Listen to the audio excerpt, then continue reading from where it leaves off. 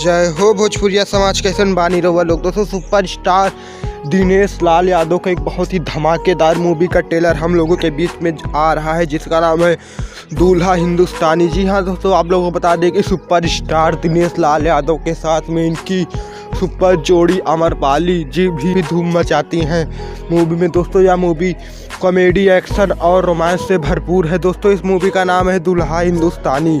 जी हाँ दोस्तों, आप लोगों को बता दें कि सुपरस्टार दिनेश लाल यादव के साथ साथ सुपर एक्टर अमरपाली और मधु भी है, जो कि काफ़ी फेमस एक्टर हैं। और दोस्तों यह फिल्म का ट्रेलर हम लोगों के बीच में 29 तारीख को बवाल मचाने आ रहा है। दोस्तों 29 तारीख को इस फिल्म का ट्रेलर आ रहा है, यानी कि कल। तो आप लोग देखना ना भूले। सुपरस्टार दिनेश लाल यादव और अमरपाली और मधु के जितने भी फैन हैं उनके इस ट्रेलर को बहुत सारा प्यार और आशीर्वाद दीजिएगा। और भोजपुरी से छोटी सी बड़ी न्यूज़ जानने के लिए हमारे चैनल को सब्सक्राइब कर लें, क्योंकि हम अपने इस चैनल पर ऐसी ही ट्रेंडिंग न्यूज़ सबसे पहले आपको देते हैं।